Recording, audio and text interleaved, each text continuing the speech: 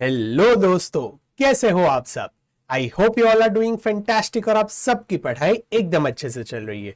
Welcome to another session of chapter number 2 material costing. I hope ये revision session का जो part 1 था material costing का वो आपने देख लिया है और आपको मजा आया है। लास्ट सेशन के अंदर हमने valuation of material receipts and inventory control formulas ये दोनों टॉपिक्स कंप्लीट कर लिए थे। हमने यहां पर इनिशियली देखा था कि भाई डायरेक्ट मटेरियल क्या होता है, फिर हमने देखा था कि मटेरियल प्रोक्योरमेंट का प्रोसीजर क्या होता है।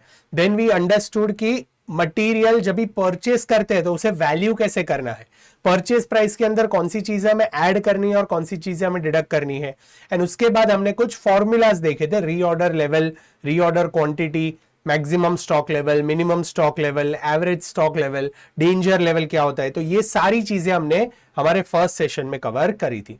आज के सेशन में कुछ थियरी टॉपिक्स है जो हमें देखने हैं एंड एक इंपॉर्टेंट टॉपिक है वैल्यूएशन ऑफ मटेरियल इश्यूज, यानी जो स्टॉक हमारे पास पड़ा रहता है वो जब भी प्रोडक्शन में जाता है तो कौन से मेथड्स के थ्रू से वैल्यू करना है। मेनली 3 मेथड्स है, FIFO, LIFO and weighted average method. तो उसके क्वेश्चंस कैसे सॉल्व करने हैं उसका पूरा अंडरस्टैंडिंग हम ये वाले सेशन में लेने वाले हैं। तो before we start, I hope आपने ये वीडियो लाइक कर दिया है। लास्ट सेशन जो आपने देखा था आपको मजा आया था तो आपने वो वीडियो अपने दोस्तों के साथ जरूर शेयर किया होगा, और अगर आपने नहीं किया है तो अभी अपने दोस्तों के साथ वो वीडियो शेयर कर देना। और अगर आपने चैनल को सब्सक्राइब नहीं किया है then you are going to miss on lot of interesting updates. ये पूरा रिवीजन सीरीज और प्रैक्टिस बैच आपके लिए फ्री ऑफ कॉस्ट है यूट्यूब पर, तो चैनल को जरूर सब्सक्राइब करना, वीडियो को लाइक कर देना और अपने दोस्तों के साथ भी जरूर शेयर कर देना। ठीक है, चलो तो लेट्स बिगिन। पहले कुछ छोटे छोटे थियरी टॉपिक्स है वो हम देख लेते हैं, उसके बाद वैल्यूएशन ऑफ मटेरियल इश्यूज वाला जो टॉपिक है वो देख लेंगे। तो यहां पर हमारा पूरा मटेरियल कॉस्टिंग चैप्टर है वो अच्छे से खत्म हो जाएगा। ओके, चलो यहां पर एक कॉन्सेप्ट है just in time inventory management. अभी जस्ट इन टाइम क्या है, तो जैसे नाम में है जस्ट इन टाइम, इसका मतलब क्या है कि जैसे जैसे आपको जरूरत पड़े वैसे ही आपको प्रोडक्शन करना है। In other words, whenever there is a demand from a customer, then only you have to produce goods. Let us read क्या दिया है। It is a system of inventory management with an approach to have zero inventory in store. According to this approach, material should only be purchased when it is required for production. Just in time is based on 2 principles. Produce goods only when required. The product should be delivered to the customer at the time when they want. इसका मतलब क्या हुआ कि just in time कहता है कि unnecessarily आप stock मत रखो। आप क्या करो, जब भी कस्टमर के पास से डिमांड आता है उसके बाद आप प्रोडक्शन स्टार्ट करो और वो कस्टमर की डिमांड फुलफिल कर दो। It is also known as demand pull या फिर पुल थ्रू सिस्टम। एमसीक्यू में शायद पूछ सकते हैं कि जस्ट इन टाइम सिस्टम का दूसरा नाम क्या है, तो डिमांड पुल या फिर पुल थ्रू सिस्टम। अब ये पुल थ्रू सिस्टम क्या है, तो इसके अंदर क्या होता है, सबसे पहले आती है demand for the final product. Customer एक डिमांड रखते हैं कि मेरे को 100 पेन्स चाहिए, उसके बाद आप क्या करते हो, production starts to process the demand for the product. यानी यहां पर उसके बाद एक बार ऑर्डर आने के बाद प्रोडक्शन डिपार्टमेंट काम चालू करता है, फिर मटेरियल रिक्वायरमेंट भेजता है परचेज डिपार्टमेंट को, परचेज डिपार्टमेंट रॉ मटेरियल का ऑर्डर प्लेस करता है सप्लायर को, और सप्लायर जो है वो गुड्स अपने प्रोडक्शन फ्लोर पे भेजता है। फिर हम पूरा प्रोडक्शन करके कस्टमर के रिक्वायरमेंट फुलफिल करते हैं। तो जस्ट इन टाइम क्या कहता है कि भाई एक तो स्टॉक मत रखो और दूसरा produce only when the goods is required. अगर एमसीक्यू में पूछते तो आपको ये कॉन्सेप्ट पता होना चाहिए। नेक्स्ट फिर आता है inventory control on the basis of relative classification. तो यहां पर कुछ अलग अलग क्लासिफिकेशंस दिए इन्वेंट्री को कंट्रोल करने के लिए या फिर इन्वेंट्री को क्लासिफाई करने के लिए। हमारा जो स्टॉक है उसे क्लासिफाई करने के लिए कुछ मेथड्स है। सबसे पहला मेथड है एबीसी एनालिसिस। अब ये एबीसी एनालिसिस क्या है, तो वो तो आप पढ़ाई में भी करते हो, category A, category B, category C. तो यहां पर क्या कहते हैं, category A consist of high value items requiring frequent control, जिनकी quantity is less than 10% but value is more than 70%। यानी अगर आपका जो गुड्स है वो काफी इंपॉर्टेंट गुड्स है, कॉस्टली गुड्स है, कॉस्टली रॉ मटेरियल्स है, तो उसे क्लासिफाई कर दो कैटेगरी ए में। यानी मैनेजमेंट उस पर ज्यादा फोकस देगा, हम सप्लायर के साथ उससे अच्छी डील नेगोशिएट करेंगे एंड विल इंश्योर कि उसकी क्वालिटी वगैरह सब परफेक्ट रहे। क्यों, क्योंकि it is A category item. वैसे ही बी कैटेगरी आइटम क्या है कि quantity is less than 20% but value is also about 20%। And category C क्या, it covers low value items जिसकी क्वांटिटी बहुत है लेकिन वैल्यू में वो इतनी बड़ी नहीं है। कई बार क्या होता है, कुछ चीजें क्वांटिटी में बहुत आती है। अभी आप कॉटन ऑर्डर करो तो 1 kg ऑफ कॉटन बहुत हो गया, बट कॉटन की वैल्यू कुछ ज्यादा नहीं है, तो ऐसे जो गुड्स होते हैं वो क्लासिफाई हो जाते हैं कैटेगरी सी में। तो यहां पर हमें ए बी सी कैटेगरी के थ्रू हम हमारे इन्वेंट्री को क्लासिफाई कर सकते हैं। फिर एक है एफएसएन, यानी fast slow and non moving inventory. कई बार क्या होता है, हमें बिजनेस में पता होना चाहिए कि कौन सी इन्वेंट्री फास्ट मूविंग है, कौन सा स्टॉक स्लो मूविंग है और कौन सा नॉन मूविंग है। अब ये fast slow and non moving का मतलब क्या? मूविंग का मतलब कि वो प्रोडक्शन में चल रहा है, यानी जैसे जैसे गुड्स आता है तुरंत वो प्रोडक्शन में जाता है, प्रोडक्शन में प्रोसेस होकर फाइनल गुड्स बनके कस्टमर को मिल जाता है। तो ये जो प्रोसेस है ये कंटिन्यूस चल रहा है, it is a moving process. तो जो गुड्स होते हैं वो कंटिन्यूस मूव होते हैं, यानी आज सप्लायर से आए, तुरंत कल प्रोडक्शन फ्लोर पे गए, प्रोडक्शन स्टार्ट हो गया, परसों फिनिश गुड्स बनके कस्टमर को चले गए, वापस रॉ मटेरियल आया, वापस प्रोडक्शन फ्लोर पे गया, वापस प्रोसेस होकर कस्टमर को मिल गया। तो ये जो प्रोसेस है वो कंटिन्यूस अगर चल रहा है तो ये जो हमारा स्टॉक है वो क्या फास्ट मूविंग है। कुछ स्टॉक होते हैं जो 2-5-10 दिन में कभी एक आध बार लगते हैं, तो ये स्लो मूविंग गुड्स हो गए।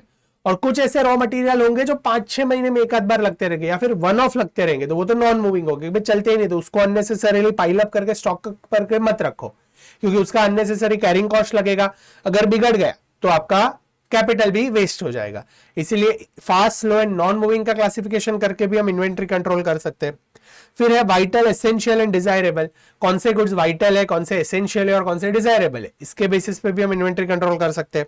फिर है high, medium and low. Cost के बेसिस पे भी क्लासिफिकेशन कर सकते हैं कि भाई कौन सा हाई कॉस्ट वाला है, कौन सा मीडियम कॉस्ट वाला है और कौन सा लो कॉस्ट वाला है, या फिर कौन कितना रेवेन्यू जनरेट करके दे रहा है, या फिर प्रायोरिटी किसकी इंपॉर्टेंट है, हाई प्रायोरिटी वाले कौन से रॉ मटेरियल है, लो प्रायोरिटी वाले कौन से रॉ मटेरियल है, मीडियम प्रायोरिटी वाले कौन से रॉ मटेरियल है, इसके बेसिस पे भी हम क्लासिफिकेशन कर सकते हैं। तो ये कुछ क्लासिफिकेशंस थे इन्वेंट्री कंट्रोल के।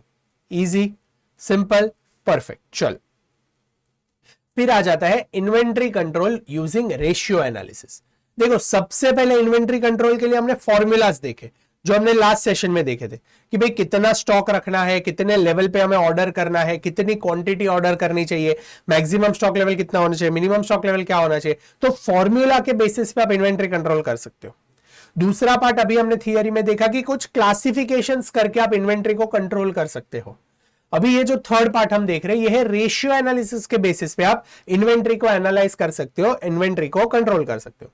अभी रेशियोज कौन से है, तो यहां पर एक इंपॉर्टेंट रेशियो, इस पर कई बार एमसीक्यू में क्वेश्चंस आते हैं, इन्वेंट्री टर्नओवर रेशियो। अभी इन्वेंट्री टर्नओवर रेशियो का मतलब क्या है? The ratio measures how frequently inventory is used over a period. एक पीरियड के अंदर इन्वेंट्री कितनी फटाफट यूज होती है वो हमें बताता है इन्वेंट्री कंट्रोल फॉर्मूला या फिर इन्वेंट्री टर्नओवर फॉर्मूला। नाम में ही लिखा है इन्वेंट्री टर्नओवर। इन्वेंट्री कितनी बार घूम रही है एक पीरियड में, that is nothing but inventory turnover ratio. उसके पहले एक रेशियो था input output ratio, it's a simple ratio. ये इनपुट आउटपुट रेशियो क्या कहते हैं? आपने समझो 100 units of raw material input किए और आपने बाहर 90 यूनिट्स ऑफ फिनिश गुड्स मिले, तो इनपुट आउटपुट रेशियो से हमें पता चलेगा भाई कितना रॉ मटेरियल इनपुट हो रहा है और कितना उसमें से आउटपुट मुझे मिल रहा है। तो एक इनपुट आउटपुट रेशियो है, वेरी सिंपल लॉजिकल। दूसरा है इन्वेंट्री टर्नओवर रेशियो, जिस पर क्वेश्चंस बनते हैं, इसलिए हम इसे अच्छे से ध्यान से कर रहे हैं। इन्वेंट्री टर्नओवर रेशियो का मैंने मतलब आपको क्या कहा कि बिजनेस में एक पीरियड में इन्वेंट्री कितनी घूम रही है, that is nothing but inventory turnover ratio. अभी इन्वेंट्री टर्नओवर रेशियो का फॉर्मूला क्या है? तो इन्वेंट्री टर्नओवर रेशियो का फॉर्मूला है cost of material consumed during the period. Sir इतना क्यों भार दे रहे हो? बेटा एग्जाम में याद रखना मटेरियल परचेस नहीं है। स्टूडेंट्स कई बार यहां पर मिस्टेक कर देते हैं, इसकी वजह से इन्वेंट्री टर्नओवर फॉर्मूला का क्वेश्चन इजी होने के बाद भी मार्क्स नहीं मिलते हैं।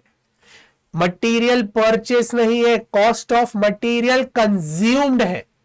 कॉस्ट ऑफ मटेरियल कंज्यूम्ड है। सर मटेरियल कंज्यूम कैसे निकालना है? तो मटेरियल कंज्यूम्ड हम निकालेंगे opening stock of raw material plus raw material purchase. ये रॉ मटेरियल परचेस नहीं लेना है इन्वेंट्री टर्नओवर में, कितना कंज्यूम करते हैं वो लेना है, minus closing stock of raw material.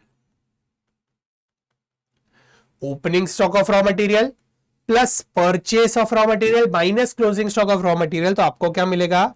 Raw material consumed. Simple, easy. Raw material consumed कैसे निकालना है? Opening stock of raw material plus raw material purchase minus closing stock of raw material. Very logical formula. मेरे पास 100 units पड़े थे, ये साल मैंने और 1000 यूनिट्स परचेज किए, तो अभी मेरे पास कितने हो, 1100 यूनिट्स हो गए, और 200 मेरे स्टॉक में अभी भी पड़े हैं। यानी मैंने यूज कितने किए, मेरा मटेरियल कंज्यूम कितना हुआ, 100 थे, 1000 परचेज किए तो 1100 हो गए, लेकिन 200 अभी भी पड़े हैं तो वो 200 निकाल दो तो 900 मेरा मटेरियल कंज्यूम्ड हो गया। इसलिए फॉर्मूला क्या है, opening stock plus purchase minus closing stock is nothing but raw material consumed. Easy, simple. तो इन्वेंट्री टर्नओवर रेशियो का फॉर्मूला क्या है, cost of raw material consumed during the period divided by cost of average stock held during the period. यानी मेरे पास average stock कितना पड़ा है during the period और मैंने रॉ मटेरियल कंज्यूम किया कितना ड्यूरिंग द पीरियड, वो दोनों को जब भी मैं डिवाइड करता हूं तो मुझे क्या मिलता है, इन्वेंट्री टर्नओवर रेशियो। इसका एक एग्जांपल हम करेंगे तो आपको अच्छे से समझ में आ जाएगा। फॉर्मूला पहले याद रह गया, cost of raw material consumed during the period divided by cost of average stock during the period, average stock held during the period। average stock कैसे निकालोगे, तो opening stock plus closing stock divided by 2।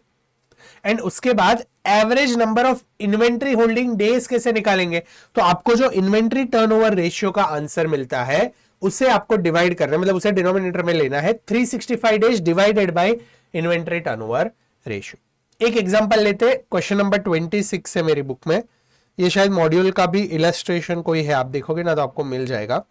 इसे हम solve करते हैं तो आपको एकदम क्लियर हो जाएगा कि इन्वेंट्री टर्नओवर रेशियो कैसे निकालना है। हमें इंफॉर्मेशन क्या दिया है, the following data are available in respect of material X for the year ended 31 March. Okay, opening stock of raw material 90,000, purchase during the year 2,70,000, closing stock is 1,10,000। हमें क्या चाहिए, मटेरियल कंज्यूम्ड। मटेरियल कंज्यूम्ड कैसे मिलेगा, opening stock, देखो मेरे पास 90,000 तो थे, ये साल मैंने और 2,70,000 परचेज किए, तो इसे ऐड कर दो, तो 90,000 प्लस 2,70,000 कितना होता है, 90,000 प्लस 2,70,000 3,60,000 हो गए, और अभी भी 1,10,000 तो क्लोजिंग स्टॉक में पड़ा है, तो क्लोजिंग स्टॉक माइनस कर दो 1,10,000। तो मैंने यूज कितना किया, मैंने यूज किए 2,50,000 यूनिट्स। तो ये दिस इज रुपीज। ओके, तो मैंने 2.5 लाख का मटेरियल कंज्यूम किया 2,50,000 का, तो मुझे कॉस्ट ऑफ मटेरियल कंज्यूम्ड मिल गया। अभी हमें क्या चाहिए, divided by cost of average inventory held. तो एवरेज इन्वेंट्री क्या है, तो यहां पर मुझे मिल गया cost of raw material consumed कितना था, 2,50,000 रुपीज। उसके बाद अभी हमें क्या चाहिए, average inventory. Cost of average inventory कितना है, ओपनिंग स्टॉक यहां पर हमें दिया है 90,000 एंड क्लोजिंग स्टॉक हमें दिया है 1,10,000। तो 90,000 प्लस 1,10,000, सॉरी,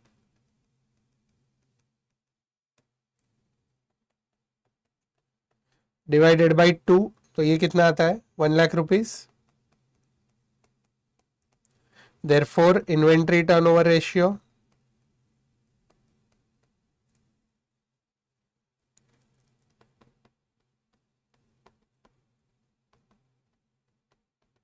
कितना आएगा, 2,50,000 rupees, which is cost of material consumed divided by cost of average inventory which is 1 lakh. तो दिस कम्स टू 2.5 टाइम्स। इसका मतलब क्या हुआ, एक साल में मेरा इन्वेंट्री 2.5 टाइम्स घूम रहा है। लॉजिकल है ना, 1 lakh is my average inventory, 1 lakh रुपए का इन्वेंट्री मेरे पास पड़ा रहता है एवरेज, और वो 1 लाख 2.5 टाइम्स यूज हो रहा है। मेरा टोटल मटेरियल कंज्यूम हो रहा है 2,50,000, एवरेज इन्वेंट्री मेरा 1 लाख का पड़ा रहता है, यानी 2.5 टाइम्स मेरा इन्वेंट्री रोल हो रहा है, 2.5 टाइम्स मेरा इन्वेंट्री टर्नओवर हो रहा है, इसलिए इन्वेंट्री टर्नओवर रेशियो मिल गया। और एक साल में अगर मुझे देखना है कि 1 ईयर में कितने डेज में मेरा इन्वेंट्री टर्नओवर हो रहा है, तो एवरेज नंबर ऑफ डेज कैसे मिलेगा, average number of days of inventory holding.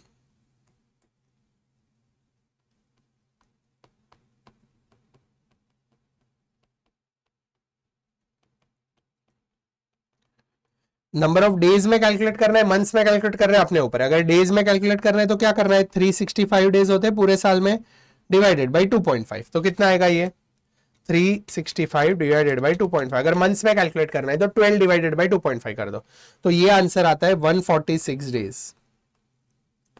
यानी एवरेज हमारा इन्वेंट्री 146 डेज के लिए पड़ा रहता है।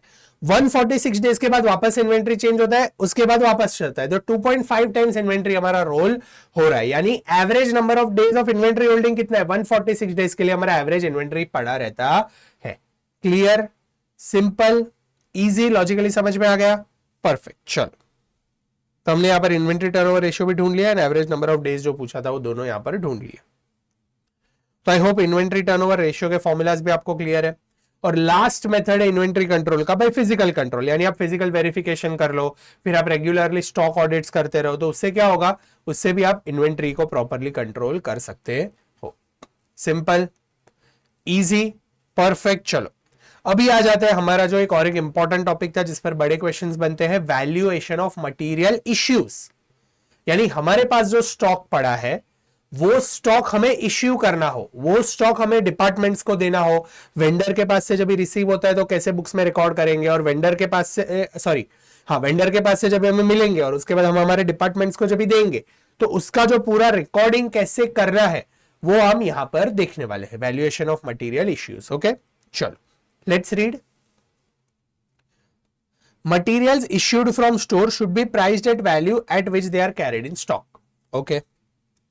But there can be a situation where material may have been purchased at different times and at different prices, varying discounts and taxes etc. अभी हर बार जरूरी नहीं है कि एक ही प्राइस पे आपको गुड्स मिलेगा, अलग अलग सप्लायर से अलग अलग स्टॉक अलग अलग प्राइसेस पे आएंगे, तो वो रिकॉर्डिंग भी अलग अलग बेसिस पे होगा। तो स्टोर कीपर को एक प्रॉपर लेजर मेंटेन करना है। क्या करना है, स्टोर कीपर को एक प्रॉपर लेजर मेंटेन करना है जिसके अंदर वो लिखेगा कि भाई कितने गुड्स आए, कितने गुड्स मैंने इश्यू किए और कितने गुड्स बैलेंस पड़े।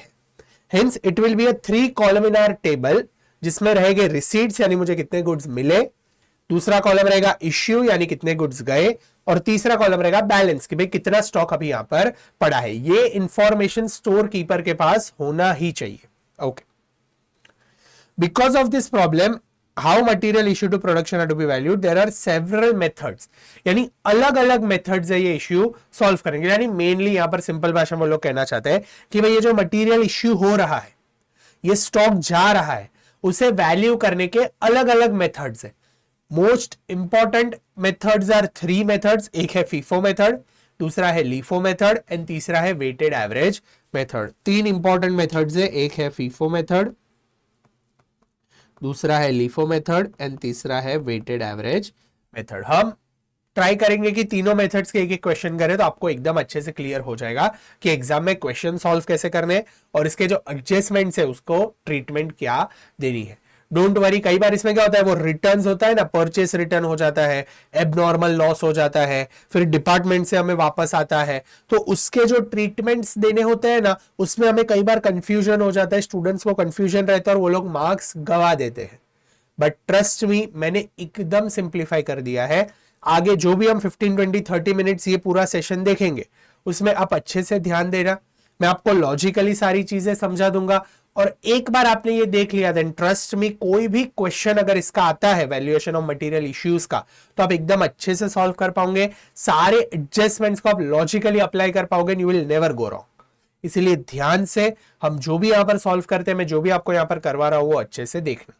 कुछ भी डाउट हो, आपको कुछ और चाहिए तो मुझे कमेंट सेक्शन में जरूर बताना। और जैसे मैंने आपको कहा, अगर आपने वीडियो को अभी तक लाइक नहीं किया है then do hit the like button, ठीक है। चल लेट्स स्टार्ट। पहले हम कौन से मेथड्स है ना वो एक बार देख लेते हैं। अलग अलग टाइप के बहुत सारे मेथड्स है, मैं आपको ब्रीफली समझा देता हूं कौन से मेथड्स है। इंपॉर्टेंट 3 है जिस पर हम डीप एनालिसिस करेंगे, ठीक है। चलो, पहला है specific price method, very simple method. इसके अंदर क्या है, कई बार क्या होता है, हमें कोई स्पेशल प्रोजेक्ट मिलता है या फिर हम कोई स्पेशल रॉ मटेरियल परचेस करते हैं जो एक ही बार यूज होने वाला है, जो बार बार यूज नहीं होने वाला। It is a specific method, it is a specific raw material, तो उसका क्या करेंगे, स्पेसिफिक प्राइस मेथड यूज कर लो। भाई एक बार बुक्स में मिला, जो प्राइस पे खरीदा वो प्राइस पे रिकॉर्ड करके खत्म करो, that is nothing but specific price method. दूसरा है फीफो मेथड। फीफो मेथड हम देखते हैं, अच्छे से एनालिसिस पूरा करेंगे, पूरा डीप में रीड करेंगे, ठीक है। उसके बाद आता है लीफो मेथड। ये दोनों मेथड्स हम अच्छे से वापस पढ़ने वाले, तो विल कम बैक। उसके पहले जो छोटे छोटे मेथड्स है वो खत्म कर देते हैं। फिर है बेस स्टॉक मेथड। अब ये बेस स्टॉक मेथड क्या है, तो minimum quantity of stock under this method is always held at a fix price reserved in stock to meet the emergency if it arises. The minimum stock is known as base stock and it is valued at a price at which first lot of materials is received and it remains unaffected by subsequent fluctuation in prices। तो base stock method क्या कहता है, आप जो भी method आगे follow करो वो करो, पर जो मिनिमम स्टॉक आप रख रहे हो, जो इमरजेंसी स्टॉक आप रख रहे हो, जो बफर स्टॉक आप रख रहे हो, उसका एक प्राइस डिसाइड कर लो। जो फर्स्ट लॉट आपको मिला वो प्राइस पे वो मिनिमम स्टॉक को रिकॉर्ड कर दो। फिर वो मिनिमम स्टॉक की मस्ती नहीं करनी है, फिर जो प्राइस पे आपने मिनिमम स्टॉक रखा है वही प्राइस पे वो मिनिमम स्टॉक रहेगा। तो that is nothing but base price method. ये इतने इंपॉर्टेंट मेथड्स नहीं है, बट शायद एमसीक्यू में पूछ ले तो आपको पता होना चाहिए। ओके चलो, फिर आ जाते हैं सिंपल एवरेज प्राइस मेथड।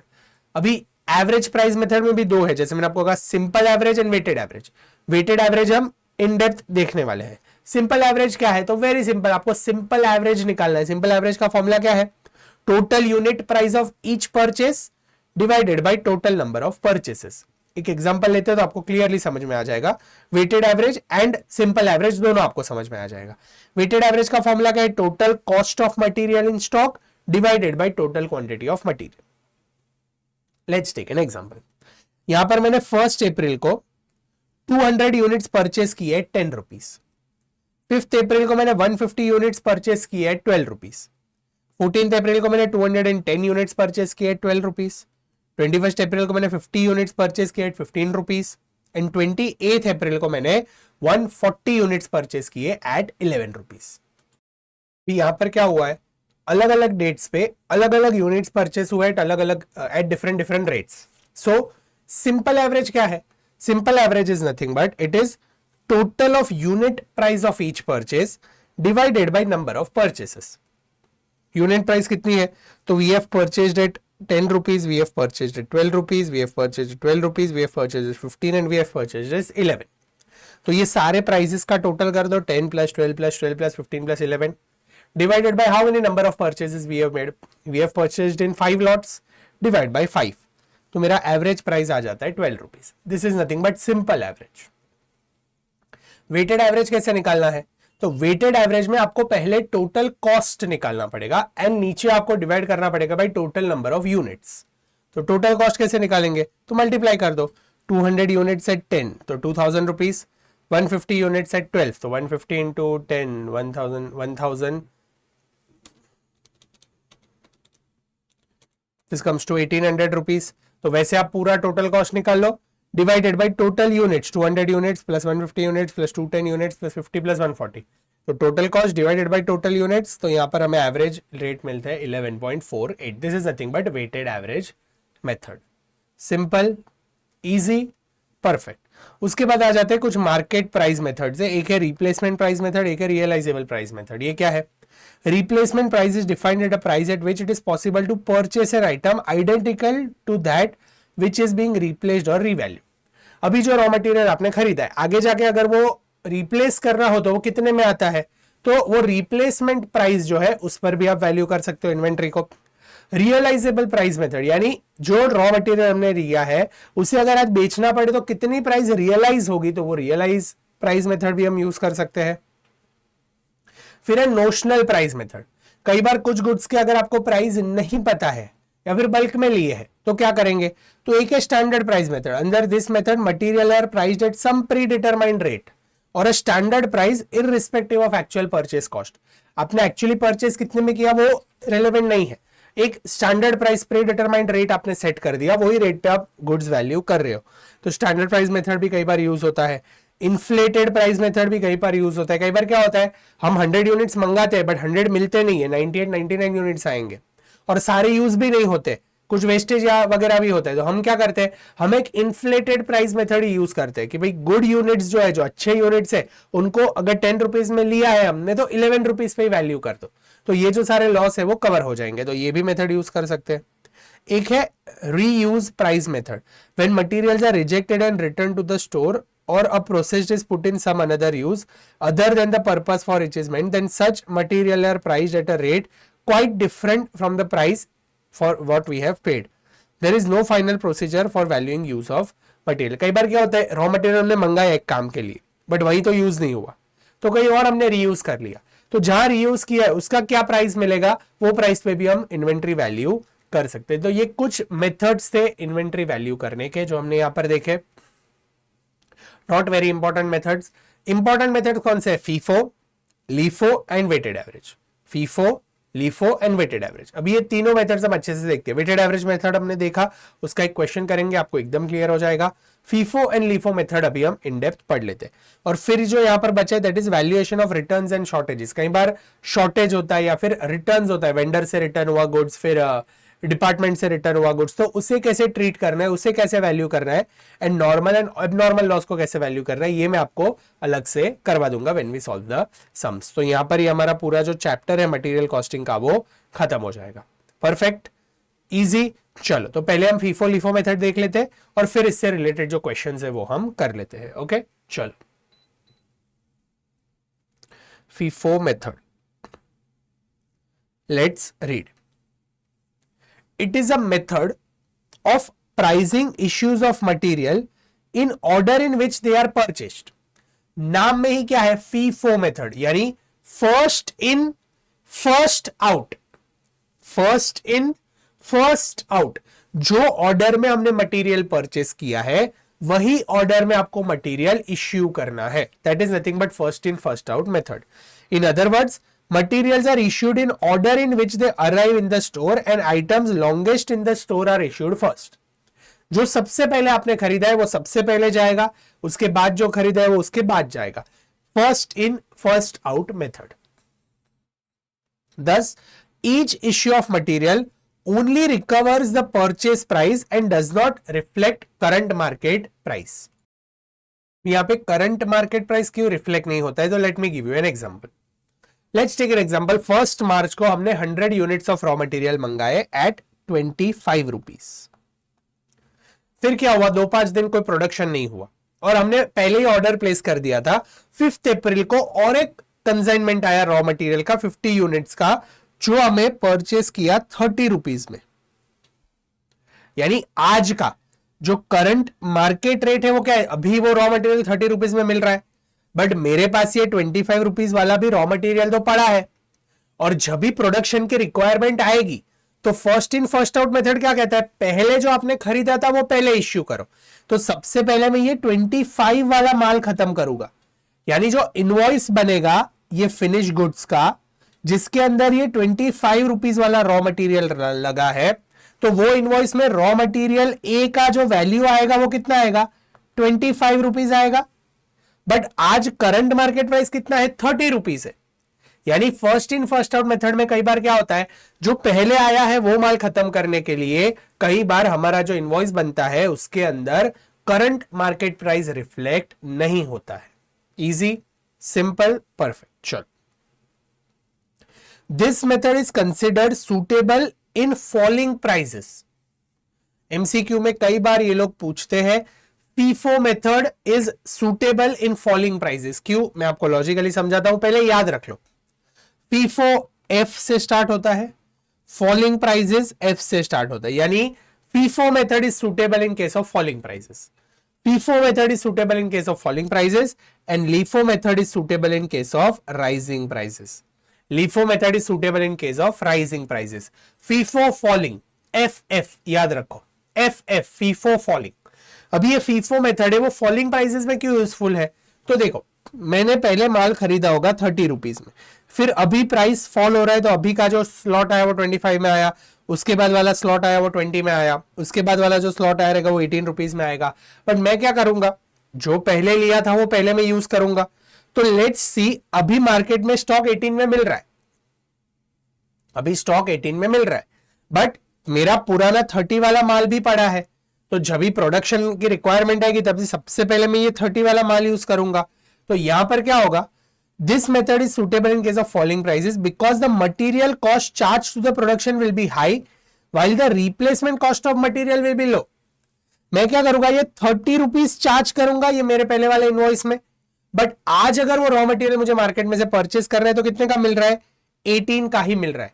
तो एक तो मेरा कॉस्ट हाई रिकॉर्ड होगा, प्रॉफिट कम रिकॉर्ड होगा बुक्स में, तो प्रॉफिट अगर कम रिकॉर्ड बुक्स में होगा तो एक तो टैक्स कम पे करना पड़ेगा, तो वो एक बेनिफिट मिल रहा है। दूसरा, अगर मैनेजमेंट कहते हैं कि भाई सेम मटेरियल और मुझे बल्क में लाके दो, तो मैं 18 रुपीज में लाके दूंगा, क्यों, क्योंकि अभी मार्केट में 18 रुपीज में मिल रहा है। तो फॉलिंग प्राइसेस के वक्त अगर हम फीफो मेथड यूज करते हैं तो एक तो रिप्लेसमेंट कॉस्ट हमें कम मिलेगा, दूसरा हमारा टैक्सेस में सेविंग होगा, तो इसीलिए फॉलिंग प्राइसेस के वक्त जो फीफो मेथड है वो ज्यादा यूजफुल है। But in case of rising prices, if this method is adopted then charge to the production will be low. अगर प्राइस बढ़ रहा है, यानी पहले 18 था, फिर 20 हो गया, फिर 25 हो गया, फिर 30 हो गया, यानी आज मार्केट में प्राइस 30 है बट हमारे पास 18 रुपीज का माल भी पड़ा है, तो जब भी हमारा इनवॉइस बनेगा, प्रोडक्शन वाला मांगेगा, तो 18 रुपीज वाला माल पहले रिकॉर्ड होगा। तो मैनेजमेंट को तो क्या लगेगा कि ओके आज हमने प्रोड्यूस किया, उसमें रॉ मटेरियल 18 का मिल रहा है, तो वो तो ऑर्डर करेगा परचेज डिपार्टमेंट को, भाई और बल्क में खरीद के ला और 18 में खरीद के ला, लेकिन वो बोलेगा भाई 18 में नहीं मिलेगा सामान, अभी मार्केट रेट तो 30 हो गया है। तो मैनेजमेंट कहेगा भाई तूने क्यों 18 पे रिकॉर्ड किया, ये बोलेगा भाई हम तो first in first out method follow करते हैं, जो पहले अंदर आया वही पहले बाहर जाएगा। तो यहां पर क्या हो जाएगा, कंफ्यूजन क्रिएट हो जाएगा कि भाई जो प्राइस में रॉ मटेरियल पहले मिल रहा था वो अभी नहीं मिल रहा है, क्यों, क्योंकि राइजिंग प्राइसेस वाला सिनेरियो है, इन्फ्लेशन चल रहा है। तो राइजिंग प्राइस के वक्त फीफो यूजफुल नहीं होता, इसमें क्या होता है, लीफो यूजफुल हो जाता है। लीफो यानी लास्ट इन फर्स्ट आउट, यानी जो लास्ट आपने लिया है that represents current market price, तो उस पर रिकॉर्ड हो जाएगा। हेंस राइजिंग प्राइसिंग के वक्त LIFO is useful, falling pricing के वक्त FIFO is useful. Simple, easy. Consequently it would be difficult to purchase the same volume of material at same price, जो मैंने आपको समझा दिया। Your closing stock of material will be represent very closely at current market price. क्यों, क्योंकि पुराना माल तो चले जाएगा, जो लेटेस्ट हमने खरीदा है वही हमारे पास पड़ा रहेगा। हेंस यहां पर जो क्लोजिंग स्टॉक है वो एकदम करंट मार्केट प्राइस पे वैल्यू होगा। Simple, easy. तो लीफो मेथड क्या है, एग्जैक्टली उसका उल्टा। लीफो मेथड के अंदर लास्ट इन फर्स्ट आउट, जो हमने लास्ट खरीदा है वो पहले बाहर जाएगा, जो हमने लास्ट खरीदा है वो पहले बाहर जाएगा। तो ये हो गया LIFO method. LIFO method is useful in which scenario, rising prices. क्यों, क्योंकि मैंने आपको समझाया कि अगर प्राइस बढ़ रहा है तो जो लास्ट है वो रिकॉर्ड होगा। हेंस एक्चुअली हमारे बुक्स में करंट मार्केट प्राइस पे चीजें रिकॉर्ड होगी, एंड जो लास्ट प्राइस रहेगी वो हाई रहेगी। अगर वो हाई प्राइस पे रिकॉर्ड हुआ इसका मतलब प्रॉफिट कम आएगा, तो टैक्स कम पे करने पड़ेंगे। हेंस लीफो मेथड में ये भी एक बेनिफिट मिलता है। कुछ बेनिफिट्स है यहां पर, here it is given during inflationary period or prices of rising prices, LIFO would help to ensure that cost of production is determined on the basis of current market price, जो मैंने आपको समझाया। few advantages है LIFO के, एक बार पढ़ लेते हैं एडवांटेजेस क्या है। The cost of material issued will either be nearer or will reflect current market price, जैसे मैंने आपको कहा, क्योंकि जो लास्ट परचेस किया उसी पे रिकॉर्ड हो रहा है, तो एग्जैक्टली करंट मार्केट प्राइस पे चीजें रिकॉर्ड होगी। दूसरा, use of this method during rising prices does not reflect undue high profit, क्योंकि प्राइस अगर बढ़ रहा है तो जो लेटेस्ट बढ़ा हुआ प्राइस है वो यहां पर रिकॉर्ड होगा, तो प्रॉफिट हमारा कम होगा, तो अननेसेसरीली हाई प्राइसेस पे हाई प्रॉफिट्स हमारे रिकॉर्ड नहीं होंगे। और अगर हाई प्राइसेस रिकॉर्ड नहीं होते तो हमारा टैक्सेस में भी सेविंग हो जाएगा। Hence he'll avoid paying undue taxes to some extent. And in case of falling prices, profit tend to rise due to lower material cost, yet finished product to be appeared more competitive at current market price. अगर falling prices वाला scenario है तो falling price में क्या होगा, हम lower price पे record करेंगे, और अगर लोअर प्राइस पे रिकॉर्ड हो रहा है फॉलिंग प्राइस पे, क्योंकि लास्ट इन फर्स्ट आउट है, जो लास्ट लोएस्ट प्राइस है उस पर रिकॉर्ड होगा, तो यहां पर क्या हो जाएगा, जो हमारा कॉस्ट है वो कम होएगा, क्योंकि रिकॉर्ड कम पे होगा। तो अगर कॉस्ट कम पे रिकॉर्ड हो रहा है तो शायद हम मार्केट में और कंपिटेटिव प्राइसेस पे प्रोडक्ट सेल कर पाएंगे, तो यहां पर फॉलिंग प्राइस में भी एक एडवांटेज हमें मिल सकता है। Easy, simple. चलो अभी एक लास्ट इंपॉर्टेंट स्टेटमेंट हम देख लेते हैं और फिर हम इसके क्वेश्चंस पे जंप करेंगे, तो आपको एकदम क्लियर हो जाएगा।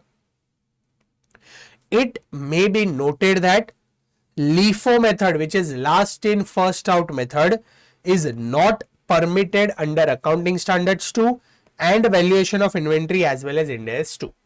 LIFO method according to accounting standards, according to Ind AS, according to valuation inventory is allowed नहीं है। LIFO method can not be used as per accounting standards, यानी रियल लाइफ या बुक्स में कोई भी कंपनी LIFO मेथड यूज नहीं कर सकती. However, for the purpose of academic knowledge, LIFO method is included in the study material. हमें पता होना चाहिए, हमें नॉलेज होना चाहिए, इसीलिए यहाँ पर LIFO मेथड इंक्लूड किया है. बाकी रियल लाइफ में as per accounting standards, as per Ind AS, LIFO method use करना अलाउड नहीं है. Simple, easy. चलो, can we start with question. हम यहां पर सॉल्व करते हैं क्वेश्चन नंबर, सबसे पहले हम सॉल्व कर लेते हैं क्वेश्चन नंबर 34.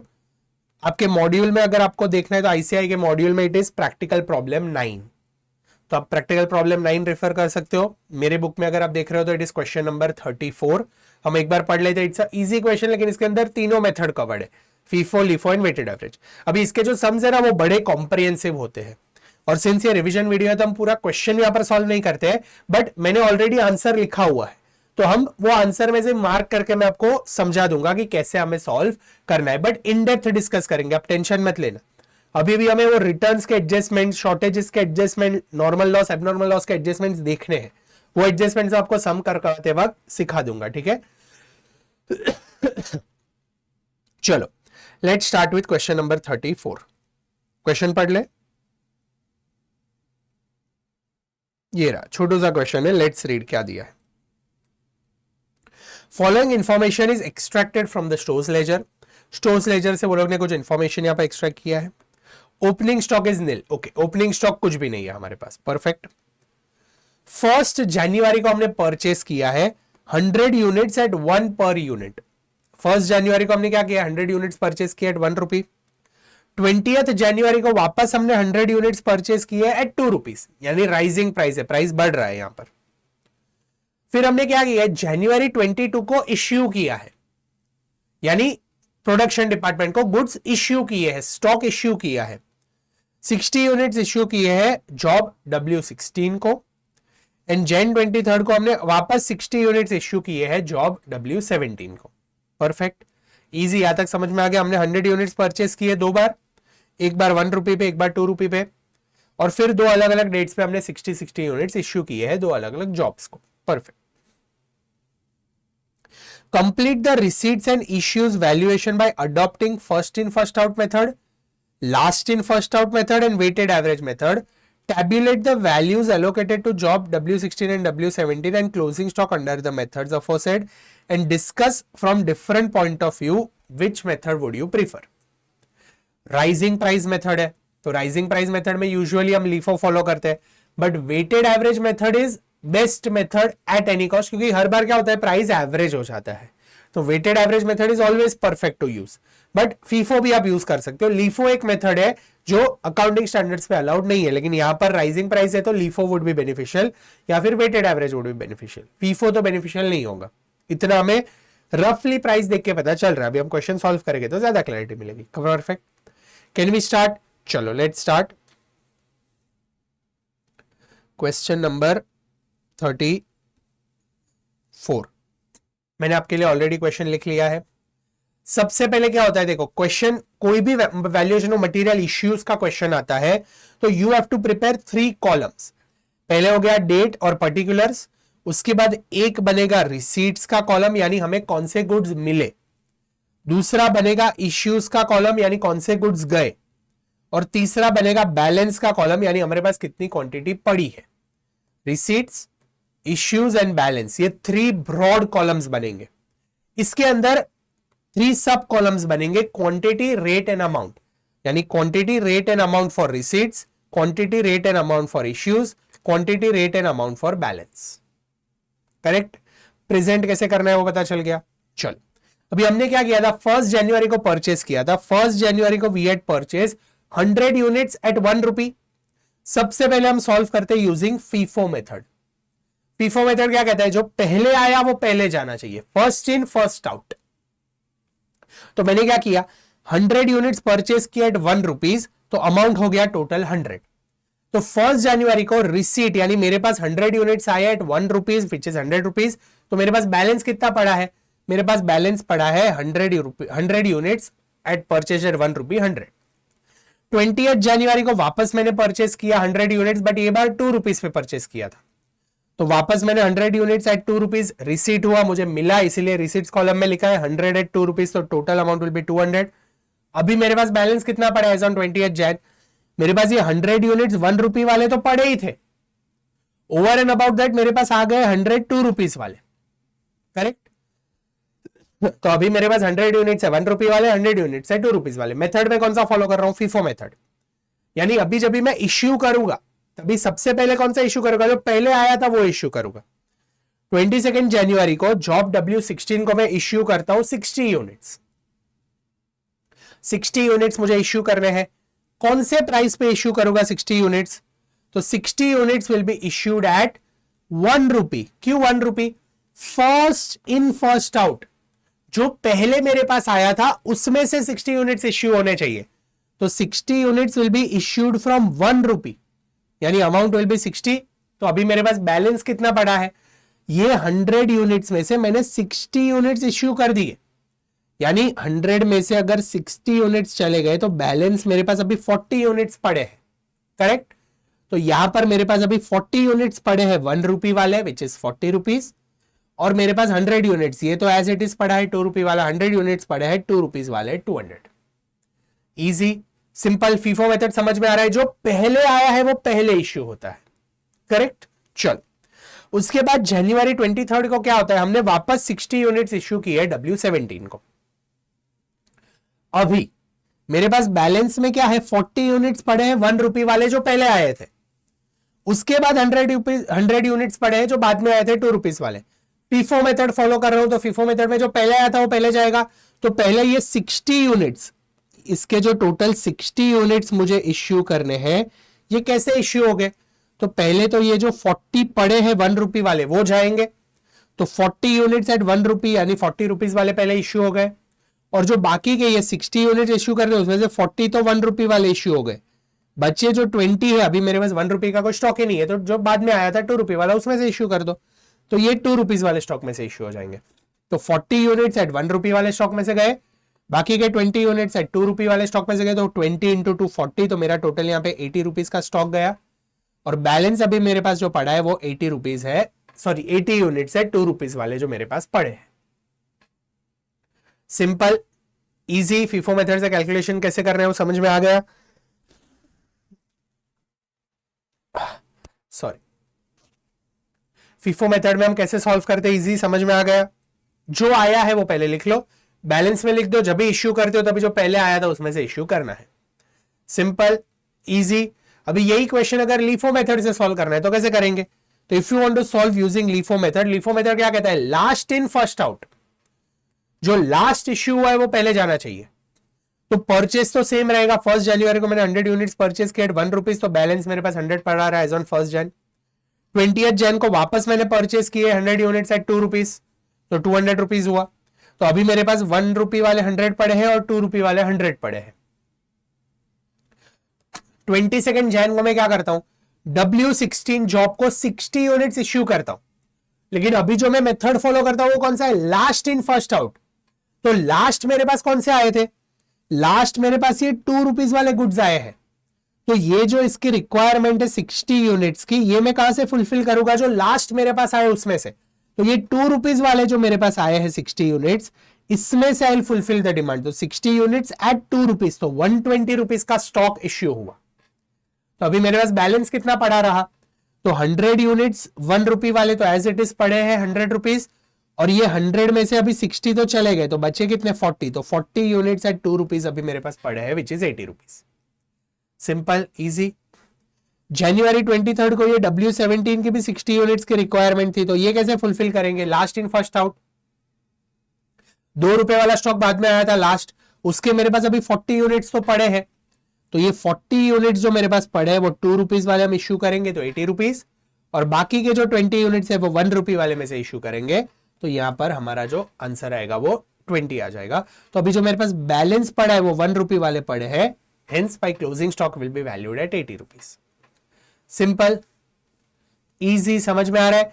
फीफो मेथड में जो आपका क्लोजिंग स्टॉक था वो देखो करंट मार्केट प्राइस पे वैल्यूड है, क्योंकि लेटेस्ट जो आपने परचेस किया वो 2 रुपए में मिल रहा है, तो मेरा closing stock is valued eight current market price 80 into 2 160।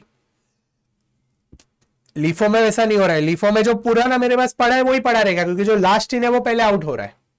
तो पुराना मेरे पास 1 रुपी वाला पड़ा था, तो आज 1 रुपी वाला ही मेरे पास पड़ा है, 80 रुपीज में क्लोजिंग स्टॉक वैल्यू होगा। Easy, simple, perfect.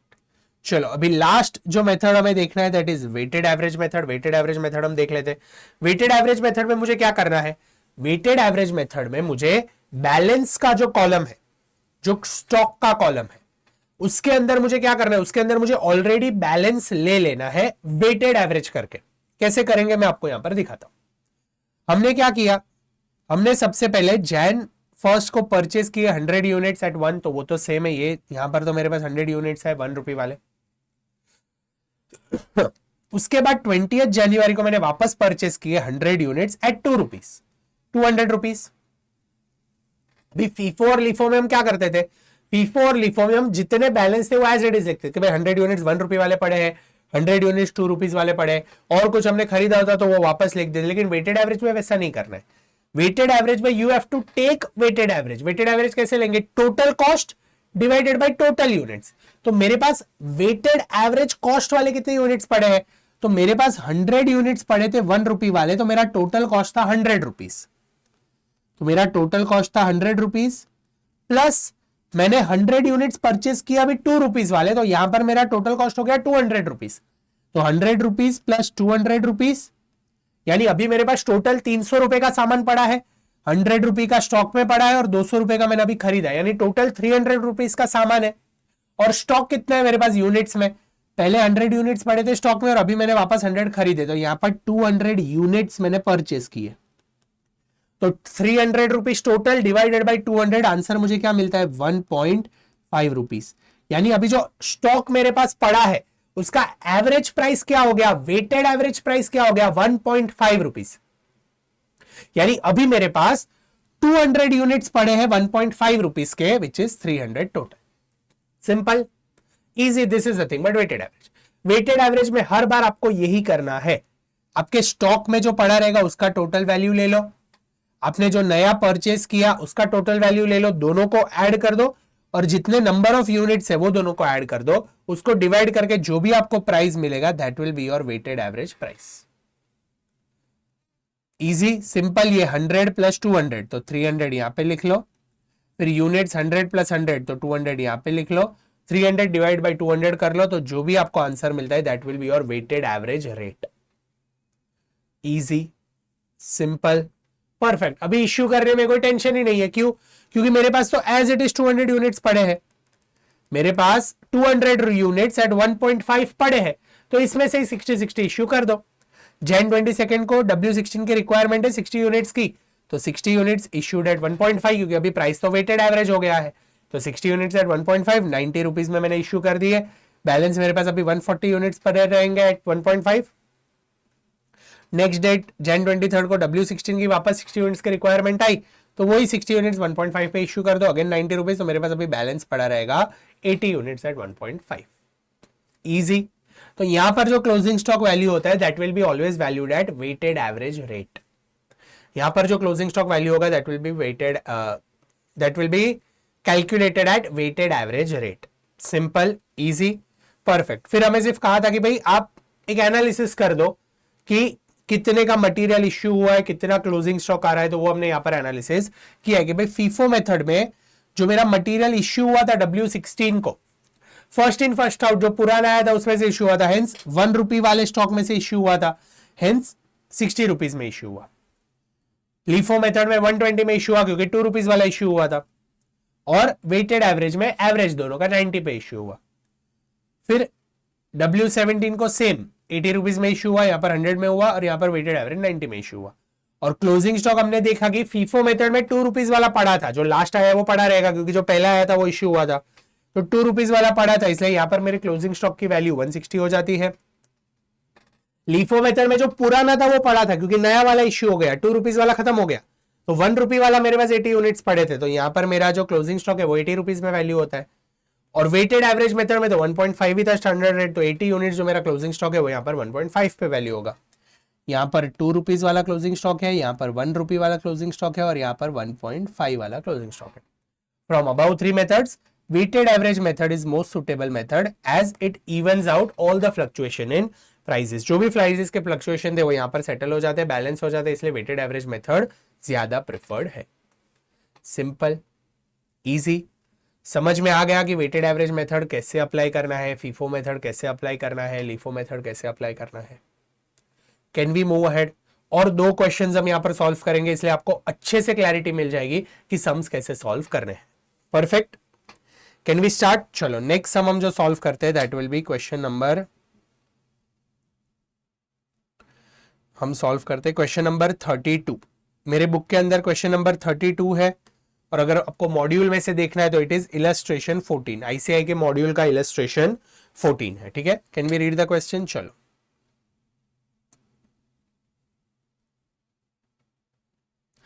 Question number 32. चलो लेट्स स्टार्ट. ये पूरा जो थियरी दिया है ऊपर कुछ भी काम का नहीं है, रीड करने की जरूरत नहीं है, सीधा हम स्टार्ट करते हैं. वो स्टोर मैनेजर है और वो कंपनी चला रहे, कंपनी ये प्रोडक्ट लेती है, वो प्रोडक्ट लेती है, स्टॉक मेंटेन करती है, वैसा सब थियरी ज्ञान दिया है जो काम का नहीं है. ओके, हम सीधा स्टार्ट करते हैं. यहाँ पर 1 सितंबर को क्या है, ओपनिंग स्टॉक है 6000 का एट 285 रुपीज. हमें सिर्फ मेथड देख लेने के भी कौन से मेथड से सॉल्व करना है. From the above information you are required to prepare stock ledger using weighted average method for valuing the issues. Okay, हमें वेटेड एवरेज मेथड यूज करना है. हमें कौन सा मेथड यूज करना है? वेटेड एवरेज मेथड यूज करना है. ठीक है, कैन वी स्टार्ट? चलो, ओपनिंग स्टॉक है 6000 यूनिट्स का eight 285 per unit. Question number 32. हाँ, ये रहा सॉल्यूशन. तो बैलेंस का कॉलम मैंने पूरा कॉलम बना लिया है, receipts, issues and balance. Correct. First क्या है, मेरे पास 6000 यूनिट्स है, एट 285 मैंने परचेस किया है. तो बैलेंस के कॉलम में मैंने यहां पर लिख लिया 6000 यूनिट्स, सॉरी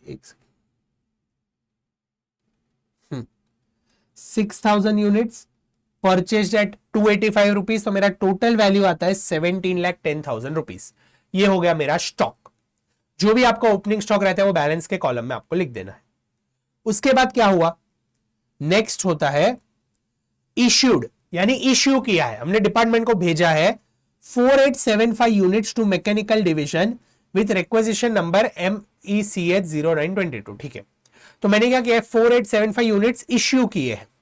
अभी आप मुझे बताओ, वेटेड एवरेज मेथड में इश्यू करते तो कौन से प्राइस पे इश्यू करेंगे? वेटेड एवरेज प्राइस पे. तो यहां पर तो अभी कोई दूसरा नया स्टॉक हमने परचेस नहीं किया, इसलिए अभी तक वेटेड एवरेज रेट नहीं निकला है. तो जो रेट में परचेस किया था वो रेट पे इश्यू कर दो. तो मैंने यहां पर 4875 यूनिट्स इश्यू कर दिए. कौन से रेट पे? वही 285 पे, क्योंकि मेरे पास 285 वाला ही माल पड़ा है. 285 वाला माल पड़ा था, वो 285 वाला माल यहां पर इश्यू कर दो. तो जो अमाउंट आता है टोटल वो कितना आएगा? 13,89,375. तो मेरे पास अभी बैलेंस कितना पड़ा है? 6000 में से 4875 चला गया, तो मेरे पास अभी बैलेंस पड़ा है 1125 units. 1125 units at 285, amount comes to 3,20,625. इतना मेरा अभी बैलेंस पड़ा है एज ऑन 8 सितंबर. ठीक है, उसके बाद क्या होता है, 9 सितंबर को I have received 17,500 units at 276 with purchase order of 159.22. मैंने 276 में परचेस किया है 17,500 यूनिट्स. तो ये कहां पर लिखेंगे? रिसीट कॉलम में लिखेंगे, हमें मिला है. तो 9 सितंबर को I have purchased 17,500 units at 276 rupees. तो 17,500 एट 276, तो टोटल अमाउंट कितना आता है? 48,30,000 का माल मेरे पास पड़ा है. हम कौन सा मेथड यूज करते हैं? Weighted average method. तो अभी आपको क्या करना है, आपको वेटेड एवरेज निकालना पड़ेगा. वेटेड एवरेज कैसे निकालेंगे? तो मेरे पास 1125 यूनिट्स पड़े थे जिसका टोटल वैल्यू था 3,20,625. तो 3,20,625 का मेरे पास ऑलरेडी स्टॉक पड़ा था. अभी जो नया स्टॉक मैंने खरीदा वो कितने का आया? 48,30,000 का. तो 48,30,000 का नया स्टॉक आया. तो ये टोटल कितना हुआ? 48,30,000 प्लस 320,625, 51,50,625.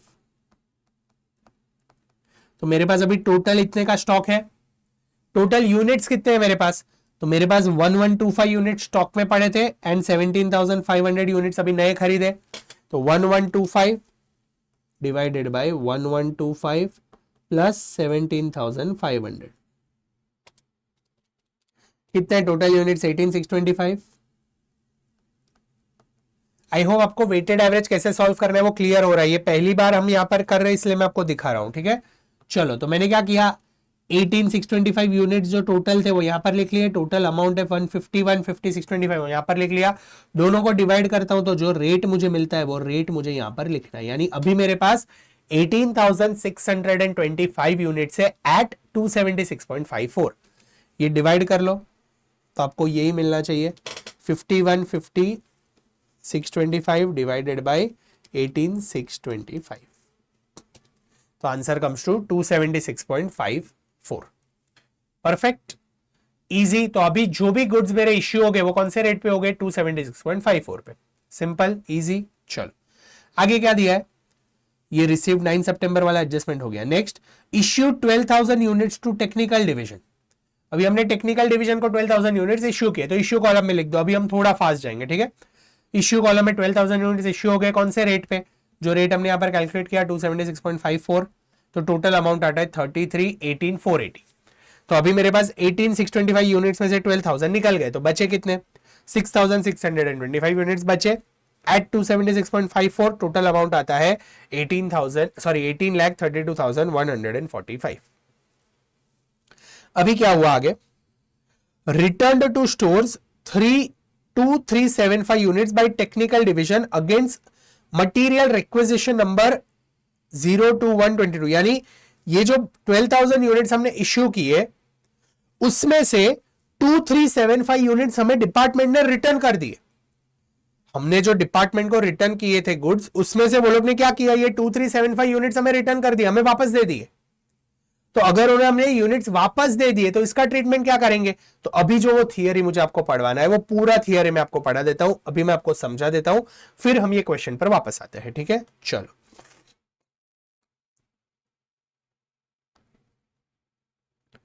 आई होप यहां तक आपको क्लियर है। चलो सॉरी,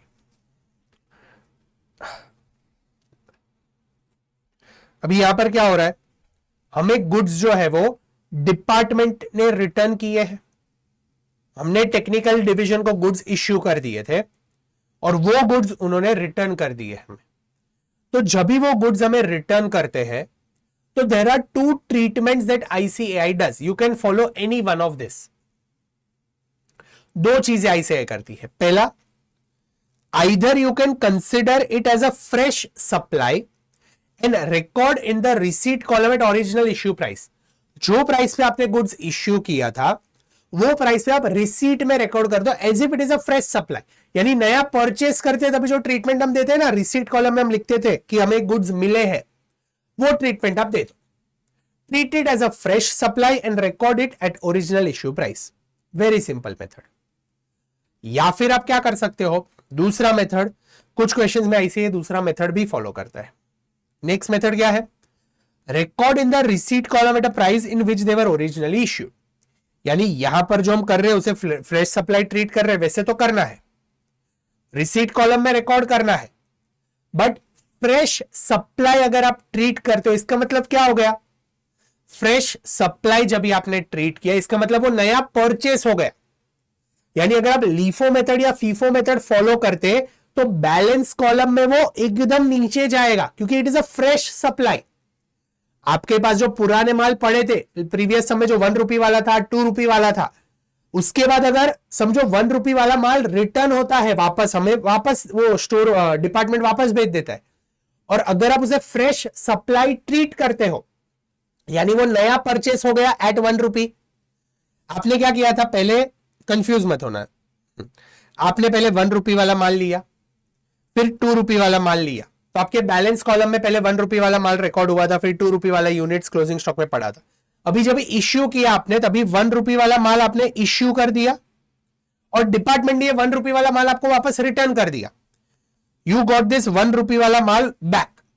अभी अगर आप इसे फ्रेश सप्लाई ट्रीट करते हो तो क्या होगा, क्लोजिंग स्टॉक में अभी भी 1 रुपये वाला माल तो पड़ा है, उसके बाद क्लोजिंग स्टॉक में अभी 2 रुपये वाला माल भी पड़ा है, and since this is a fresh supply, तो जो यूनिट्स आपको रिटर्न हुए हैं वो इसके नीचे अभी रिकॉर्ड हो गए एट 1 रुपी।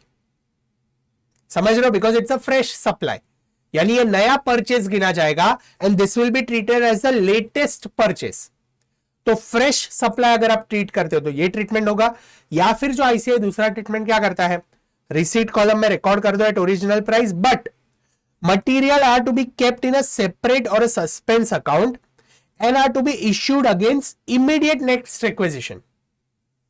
दूसरा मेथड क्या फॉलो कर सकते हो, ये जो 1 रुपये वाला आपको रिटर्न हुआ है ना, इसको अलग रखो, इसको सेपरेट रखो, सबसे पहले रखो, और जो भी मेथड आप फॉलो करो, फीफो फॉलो करो, लीफो फॉलो करो, उससे फर्क नहीं पड़ता है, जो भी इमीडिएट नेक्स्ट इश्यू आप करोगे, जो भी इमीडिएट नेक्स्ट इश्यू आप करोगे उसमें ये 1 रुपये वाला आप यूज कर लो। समझ में आ रहा है, या तो fresh supply fresh purchase treat करके आप जैसे सम सॉल्व कर रहे हो वैसे सॉल्व करो, या फिर रिसीट कॉलम में आप रिकॉर्ड कर दो, बट जब भी आप इश्यू करते हो तो सबसे पहले वो वाला माल इश्यू करना, चाहे आप कोई भी मेथड फॉलो कर रहे हो। तो ये दो ट्रीटमेंट आईसीआई करता है, जो भी ट्रीटमेंट आप करते हो वो नोट में लिखना है आपको कि this treatment I have followed. Okay, चलो, यूजुअली आईसीआई सेकंड वाला ज्यादा फॉलो करता है, तो हो सके तो एग्जाम में ये सेकंड वाला फॉलो करना, ठीक है। चलो, तो आई होप ये दोनों ऑप्शंस आपको क्लियर है। रिटर्न होता है डिपार्टमेंट से, अगर स्टोर्स में रिटर्न होता है, यानी हमारा ही डिपार्टमेंट हमारे स्टोर्स में, हमारे वेयरहाउस में अगर गुड्स रिटर्न करता है तो क्या करना है। अभी और दो एडजस्टमेंट सोच सकते हैं, गुड्स खराब आए और हमें वेंडर को रिटर्न करने हैं, तो whenever goods are return to the vendor, तो हमें क्या करना है, record it in the issue column at a price at which they were received and record in the stores ledger. आपने जो प्राइस पे स्टोर्स लेजर पे गुड्स रिकॉर्ड किया था सप्लायर से, जब भी मिला रहेगा तभी वही इश्यू कॉलम पे वही प्राइस पे बाहर डाल दो, वेंडर को रिटर्न कर दो। और जब भी वेंडर आपको गुड्स वापस देता है, अभी वेंडर को समझो आपने 100 यूनिट्स रिटर्न किए, तो या तो वो पैसे वापस देगा, मोस्ट केसेस में सप्लायर लोग पैसे वापस नहीं देते, वो लोग आपको 100 यूनिट्स रिप्लेस करके ही वापस देंगे। तो जब भी रिप्लेसमेंट आता है वेंडर से, तो treat it as a fresh supply and record it in the receipt column. जब भी सप्लायर को हम गुड्स रिटर्न करते हैं तभी कोई ऐसा 2-3 ऑप्शंस नहीं है, तभी आपको उसे फ्रेश सप्लाई ट्रीट करना है और फ्रेश सप्लाई के हिसाब से रिकॉर्ड करने हैं। whenever you are returning goods to the vendor, record it in the issue column, and whenever you receive a replacement from the vendor, आपके सप्लायर से जब रिप्लेसमेंट मिलता है तभी you have to treat it as a fresh supply, उसके अंदर कोई झंझट मारी नहीं है। बट जब भी आपका डिपार्टमेंट आपको गुड्स रिटर्न करता है, यानी आपके कंपनी में ही गुड्स यहाँ वहां हो रहे, तो उसके अंदर दो ऑप्शन है, या तो आप फ्रेश सप्लाई ट्रीट कर सकते हो, या फिर आप रिसीट कॉलम में रिकॉर्ड कर लो कि भाई गुड्स मुझे वापस आ गए, बट इमीडिएटली जो भी नेक्स्ट इश्यू आपका आता है, जो भी डिपार्टमेंट आपके पास मांगता है, उसको सबसे पहले वो माल चिपका दो, उसके बाद आपके बाकी के माल आपको देने हैं। Easy, simple. चलो, और दो चीजें यहां पर हम देख लेते हैं। If there is a shortage in material due to physical verification, अगर फिजिकल वेरिफिकेशन आप करते हो और शॉर्टेज आ गया तो क्या करना है, it should be return of it relevant issue price and record it in the issue column and take the rate as per method adopted। यानी हमें इसे राइट ऑफ कर देना है और इसे हमें कॉस्टिंग पीएनएल में रिकॉर्ड करना है, बिकॉज ये लॉस है। फिजिकल वेरिफिकेशन की वजह से अगर शॉर्टेज आता है तो अच्छे यूनिट्स ही अब्सॉर्ब नहीं करेंगे, कोई भी शॉर्टेज है, जो भी शॉर्टेज है वो हमें इश्यू कॉलम में लिखने, उतने यूनिट्स कम कर देने हैं, और जो भी रेलेवेंट प्राइस होगा इश्यू कॉलम में उसका, वो हमें ले लेना है। यानी जो भी आप मेथड फॉलो करते हो वो हिसाब से उसका प्राइस ले लेना है अगर शॉर्टेज आता है तो। इसके भी क्वेश्चन हम करेंगे, इसलिए आप टेंशन मत लेना, आपको एकदम क्लियर हो जाएगा एग्जांपल देखेंगे तो। एंड लास्ट ट्रीटमेंट है भाई, लॉस अगर होता है, अगर वेस्ट होता है, स्क्रैप होता है, स्पॉइलेज है, डिफेक्टिव यूनिट्स आते हैं, ऑब्सोलीट मटेरियल हो जाता है, तो अगर लॉस होता है तो क्या करना है, तो दो टाइप के लॉस हो सकते हैं। या तो नॉर्मल लॉस है, भाई बिजनेस में छोटे मोटे लॉस तो होते रहते हैं, तो अगर नॉर्मल लॉस है then it will be absorbed by good units. अभी गुड यूनिट्स कैसे अब्सॉर्ब करेंगे, तो only units will be recorded in the issue column. आपके जो इश्यू कॉलम है ना, उसमें सिर्फ यूनिट्स रिकॉर्ड करना, रेट रिकॉर्ड मत करना, तो उतने यूनिट्स कम हो जाएंगे, और जैसे हमने वेटेड एवरेज मेथड में किया ना, वैसे नया रेट हमें मिलेगा। लेट्स टेक एन एग्जांपल, हमारे पास 1000 यूनिट्स थे, उसमें से 100 यूनिट्स का नॉर्मल लॉस हो गया, तो आपको क्या करना है, इश्यू कॉलम में 100 यूनिट्स लिख दो, तो 100 उससे निकल गए, तो अभी बैलेंस कॉलम में 100 नहीं सिर्फ 900 यूनिट्स बचेंगे। और यहां पर समझो ये 10,000 रुपीज का अमाउंट था, ये जो 1000 यूनिट्स आपने 10,000 में खरीदे थे, तो आइडियली 10 रुपीज था per unit price, but since 100 units का नॉर्मल लॉस हो गया, तो अभी ये जो 10,000 है ना, वो ये 900 यूनिट्स अब्सॉर्ब कर लेंगे। तो आपका जो पर यूनिट रेट हो जाएगा वो 10,000 डिवाइडेड बाई 900 हो जाएगा, विच इज 11.11। समझ में आ रहा है? अगर नॉर्मल लॉस है तो गुड यूनिट्स अब्सॉर्ब कर लेंगे, एब नॉर्मल लॉस है तो क्या करना है, आपको सीधा ये अमाउंट कॉस्टिंग पीएनएल में डालना है, तो सीधा राइट ऑफ कर दो, यानी यूनिट्स एंड अमाउंट दोनों इश्यू कॉलम में रिकॉर्ड कर दो। नॉर्मल लॉस एबनॉर्मल लॉस दोनों के ट्रीटमेंट भी हम क्वेश्चन में देखने वाले हैं। Simple, easy. आई होप ये एक्सप्लेनेशन आपको क्लियर है। स्टूडेंट्स को कई बार यही एक्सप्लेनेशन में बहुत कंफ्यूजन होता है, जिसकी वजह से सम्स में उनके मार्क्स कट होते हैं। अगर आपको यहां पर ये अच्छे से समझ में आ गया है, देन ट्रस्ट मी, कोई भी क्वेश्चन आप एकदम अच्छे से सॉल्व कर पाओगे। ठीक है, चल, कैन वी मूव अहेड? चलो आगे क्या दिया? 15 सितंबर को नहीं, 12 सितंबर को क्या होता है, रिटर्न हुए हैं 2375 टेक्निक, अभी हमारे डिपार्टमेंट ने रिटर्न किए हैं। वेटेड एवरेज मेथड में तो क्या होता है, रेट ही एवरेज रेट है, तो आप फ्रेश सप्लाई उसे ट्रीट करो या फिर वो रिक्वेजिशन में पहले ले लो, सब मिक्स ही होने वाला है। इसलिए यहां पर वो दो मेथड्स इररेलेवेंट हो जाते हैं कि या तो आप फ्रेश सप्लाई ट्रीट कर रहे हो या फिर आप रिसीट कॉलम में लिख के सबसे पहले उसको इश्यू करें, क्योंकि सब मिक्स ही होने वाला है। तो यहां पर क्या होगा, 2375 यूनिट्स हमें रिटर्न हुए हैं, रिटर्न यानी हमें वापस मिले हैं, हमारे पास आए हैं, तो रिसीट कॉलम में रिकॉर्ड होगा। तो 2375 units will be recorded at what rate, तो ये जो 12,000 इश्यू हुए थे ना, उसमें से रिटर्न हुआ है, तो उसका जो रेट है 276 वही रेट हमें यहां पर लेना है। तो 2375 यूनिट्स हमें वापस मिले एट 276.54, तो अमाउंट हमारा टोटल हो जाता है 656,783। तो अभी हमारे पास 18 लाख का सामान था और 6 लाख का सामान और मिला, तो टोटल हमारे पास 24 लाख का सामान हो गया।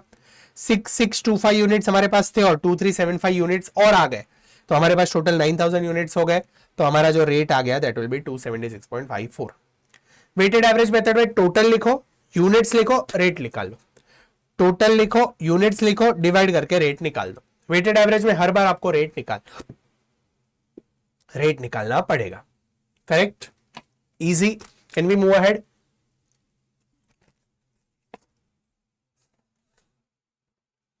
चलो आगे क्या हुआ, 15 सितंबर को यू रिसीव्ड और मिले, आपने परचेस किए 9000 यूनिट्स एट 288। तो रिसीट कॉलम में लिखना है 9000 यूनिट्स एट 288, तो टोटल अमाउंट कितना हो गया 25,92,000। हमारे पास 24,88,000 का तो माल ऑलरेडी पड़ा था और 25,92,000 का सामान आया, तो टोटल मेरे पास अभी 50,80,000 का सामान हो गया, और मेरे पास 9,000 यूनिट्स थे और 9,000 यूनिट्स आ गए, तो मेरे पास टोटल 18,000 यूनिट्स हो गए। तो ये 50,80,000 डिवाइड बाय 18,000 करते हो तो आपको ये 282.27 का रेट मिलता है। तो अभी जो मेरे गुड्स है वो वैल्यू हो गया 282.27। This is weighted average rate. हम सीधा वेटेड एवरेज कर देते बैलेंस कॉलम में, इजी सिंपल। चलो अभी आगे क्या हो रहा है, return to supplier 700 unit, supplier को 700 यूनिट्स दे दिए, तो सीधा दे दो ना सप्लायर को 700 यूनिट्स फ्रॉम ऑर्डर नंबर 16022। ठीक है,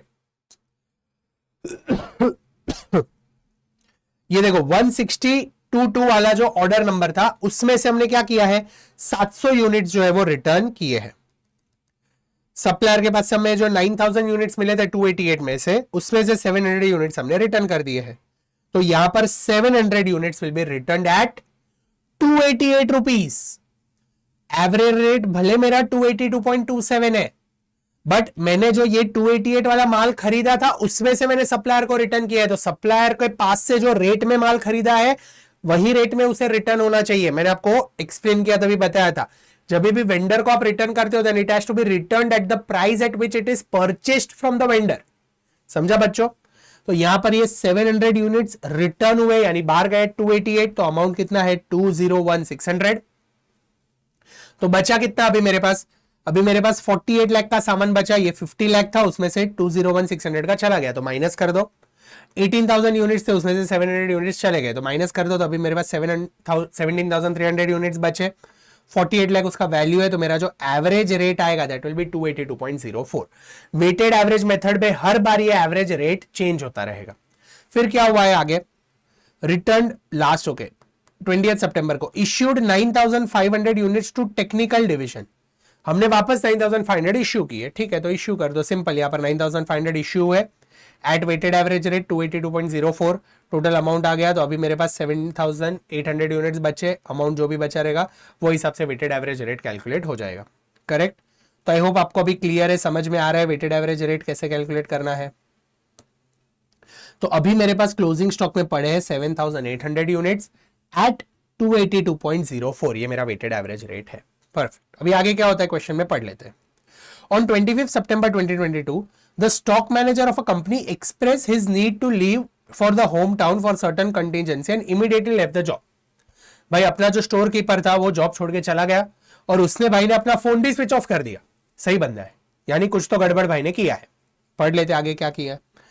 As the company has a tendency of stock taking every year at end of the month to check and report the loss due to rusting of components, the new stock manager on 30th September found that 900 units of microcontrollers were missing, which was apparently misappropriated by the former stock manager.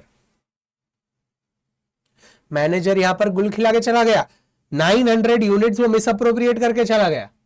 तो ये तो अब normal loss है, क्योंकि ये तो manager की यानी ये जो स्टोर कीपर है उसकी गलती की वजह से हुआ। This was an avoidable loss, but manager ने ये लॉस करवाया है। दिस इज एबनॉर्मल लॉस, ये नॉर्मल लॉस नहीं है। रस्टिंग ऑफ कंपोनेंट अगर होता है तो नॉर्मल लॉस है, बिजनेस में कई बार रश तो लगता है। आगे क्या दिया है, he further reported a loss of 300 units due to rusting of components. तो यहां पर क्या हुआ है, 300 यूनिट्स जो है वो तो नॉर्मल लॉस है, क्योंकि रस्टिंग ऑफ कंपोनेंट तो नॉर्मल बिजनेस में होते रहता है। This is normal loss. But ये जो 900 यूनिट्स है जो मिसअप्रोप्रिएट हुए हैं, ये क्या है, दिस इज अबनॉर्मल लॉस। तो नॉर्मल लॉस और अबनॉर्मल लॉस का ट्रीटमेंट क्या है, this has to be return off and transfer to costing P&L। और ये जो 300 यूनिट्स है ये क्या है, ये गुड यूनिट्स अब्सॉर्ब कर लेंगे। देख लेते हैं ट्रीटमेंट क्या करना है। अभी 900 यूनिट्स है उसके तो रिटर्न ऑफ करना है, वो तो है ही नहीं, मिसअप्रोप्रिएट हो गए, चले गए हमारे बिजनेस में से। तो चले गए इसका मतलब क्या, इश्यू करना है।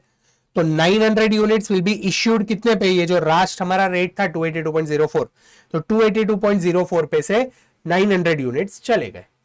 तो 253,836 का लॉस हो गया, ये कॉस्टिंग P&L में लॉस रिकॉर्ड होगा और यहां पे हमारा क्लोजिंग स्टॉक उतना कम हो जाएगा। हमारे पास 7800 यूनिट्स एक्चुअली क्लोजिंग स्टॉक में होने चाहिए थे, बट अभी ये 900 मिस अप्रोप्रिएट हुए, विच इज एबनॉर्मल लॉस। तो अभी हमारे पास 6900 यूनिट्स बचे, बट 6900 भी नहीं बचे, 300 यूनिट्स तो रस्टिंग ऑफ कंपोनेंट की वजह से खराब हुए, विच इज नॉर्मल लॉस।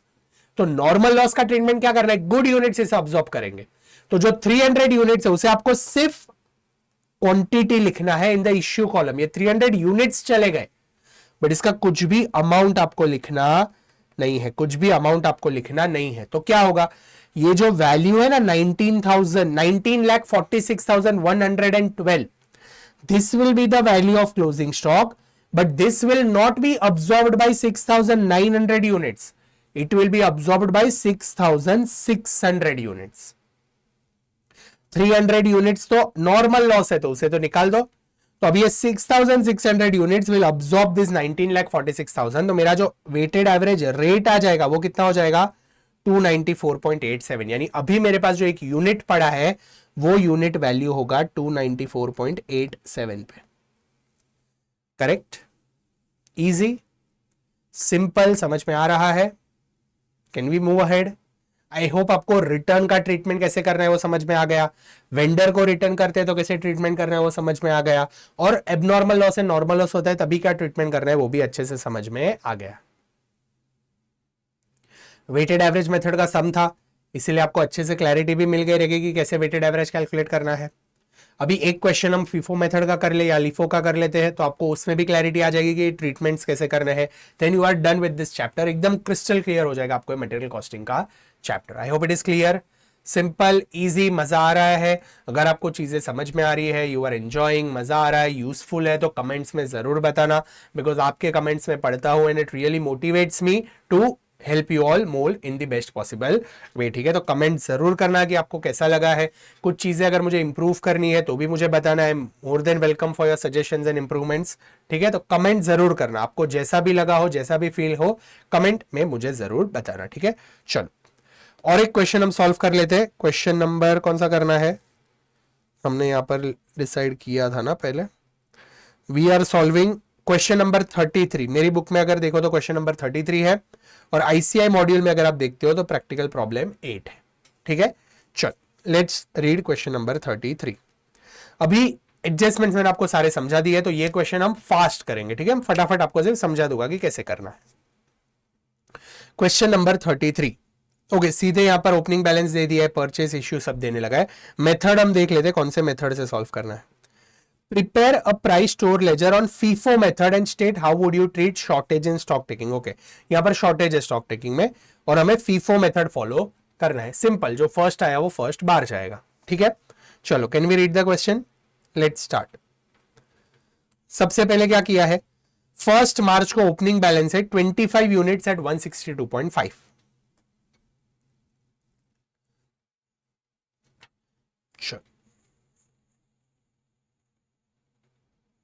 दिख रहा है ना आपको, क्लियर है ना, जूम करने की जरूरत नहीं है। I hope it is clear visible. Okay, चलो फर्स्ट यहां पर क्या हुआ, हमारे पास ओपनिंग बैलेंस है, बैलेंस के कॉलम में 25 units at 6.5 which comes to 162.5। Opening balance हमने लिख लिया। उसके बाद क्या होता है, उसके बाद वी हैव इश्यूड 8 यूनिट्स।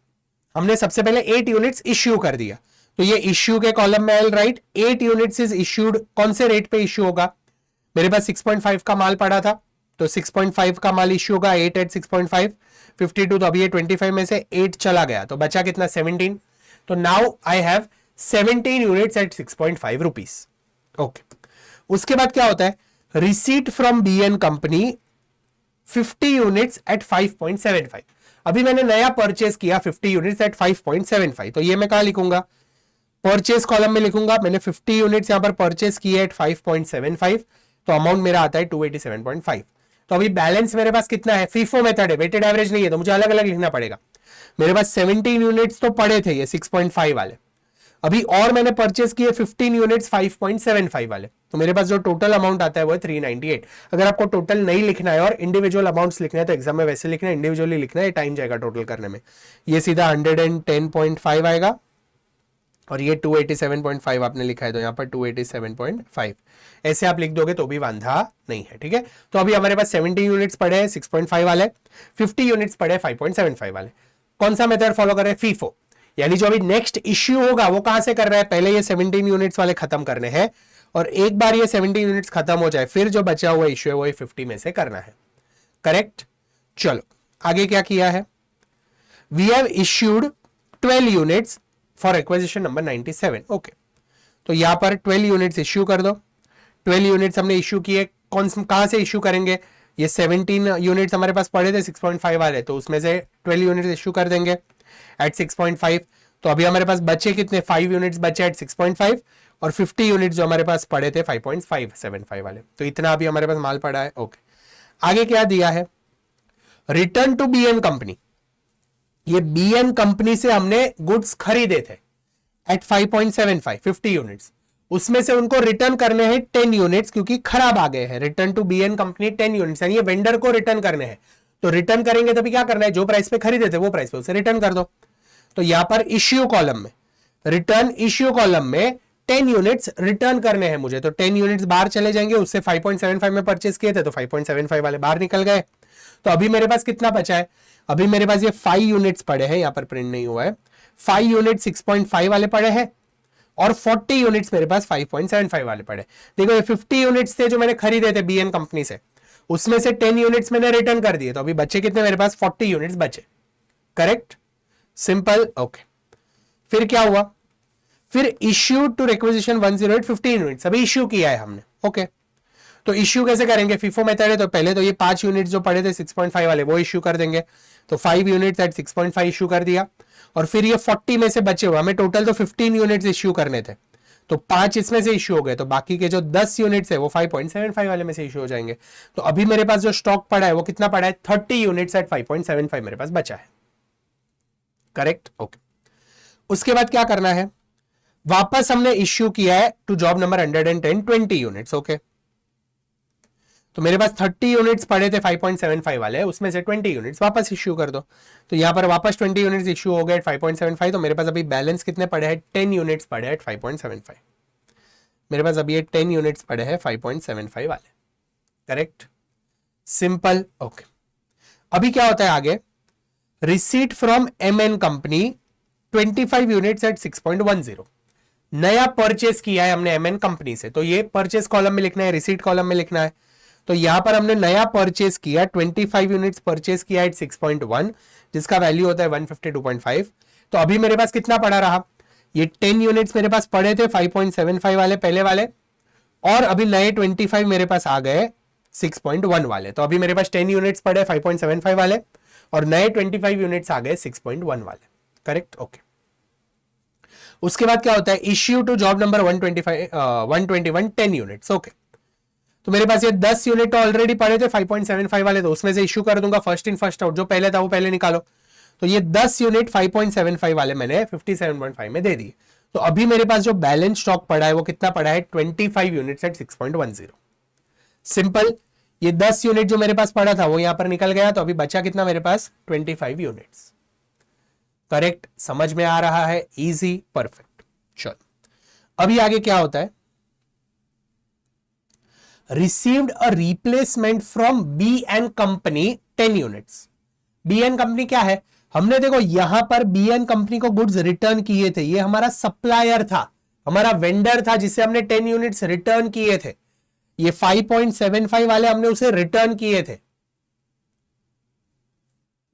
और अभी क्या हो रहा है, अभी रिप्लेसमेंट हमें मिला है, यानी वो बंदे ने हमें नया रिप्लेस करके दिया है 10 यूनिट्स। कितने यूनिट्स दिए, नए वो 10 यूनिट्स जो हमने उसे रिटर्न भेजे थे उसे वापस दे दिए। तो 5.75 में रिटर्न किए थे तो वापस 5.75 में ही देगा। But now this has to be considered as a fresh supply. This has to be considered as a fresh supply. Fresh supply का मतलब क्या है, ये जो 10 यूनिट्स रिसीट कॉलम में रिकॉर्ड हो गए, ये नए मुझे मिले एट 5.75, ये बैलेंस कॉलम में नीचे चले जाएंगे।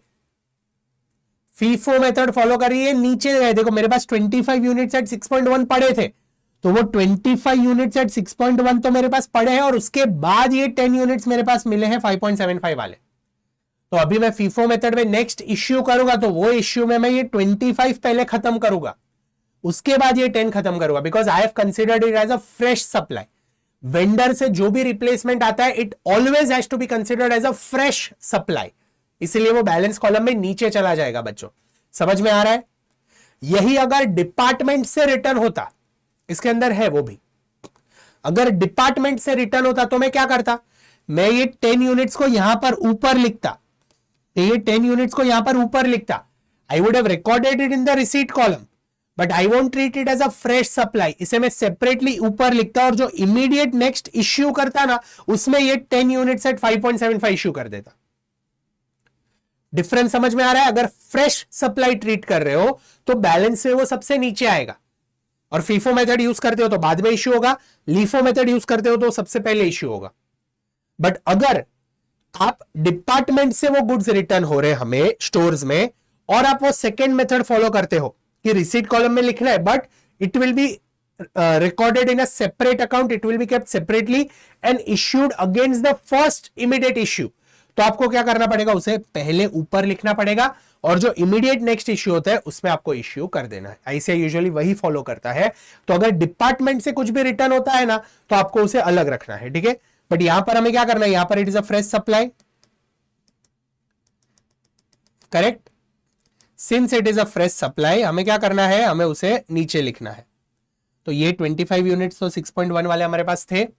ओवर एंड अबाउट दैट, ये जो बीएन कंपनी से हमें रिप्लेसमेंट मिला है वो 10 यूनिट्स एट 5.75 हमने यहां पर लिख लिया। परफेक्ट। अभी क्या हो रहा है, return from department material MN company 5 units, यानी ये जो एमएन कंपनी को आपने दिया था, आपकी ये कंपनी रहेगी सब्सिडरी, आपका ही डिपार्टमेंट है, उसको आपने जो इश्यू किए थे, सॉरी, एमएन कंपनी से तो आपने परचेस किए, ये हमारा सप्लायर है। यहां पर वो लोग क्या कह रहे हैं कि return from department material of MN company, यानी एमएन कंपनी से जो आपने मटेरियल खरीदा था ना, वो डिपार्टमेंट ने रिटर्न किया है। बट हम कौन सा मेथड फॉलो कर रहे हैं, फीफो मेथड फॉलो कर रहे हैं। तो फीफो मेथड में हमने कोई भी कंपनी या कोई भी सप्लायर से मटेरियल खरीदा हो, दैट इज इररिलेवेंट, जो पहले इश्यू होगा वो जो पहले हमारे पास पड़ा रहेगा वही इश्यू होगा, तो डिपार्टमेंट से भी वही रिटर्न होगा जो उसको इश्यू हुआ रहेगा। तो मैंने जो लास्ट इश्यू किया है वो कौन सा है, मैंने जो लास्ट इश्यू यहां पर किया था दैट वाज ये 20 यूनिट्स एट 5.75। कोइंसिडेंटली जो एमएन कंपनी से माल आया था वही इश्यू हुआ है यहां पर। तो ये 20 यूनिट्स एट 5.75 इश्यू हुआ था और उसमें से डिपार्टमेंट हमें वापस कितना दे रहा है, डिपार्टमेंट हमें वापस 5 यूनिट्स दे रहा है। डिपार्टमेंट हमें वापस, हमारा ही डिपार्टमेंट हमें 5 यूनिट्स वापस कर रहा है। तो यहां पर देखो हमने एमएन कंपनी से 25 यूनिट्स एट 6.1 में खरीदे थे, बट 6.1 वाला माल अभी इश्यू ही नहीं हुआ है, वो तो क्लोजिंग स्टॉक में पड़ा है। हम तो हमारा पुराना 5.75 वाला माल यूज कर रहे हैं।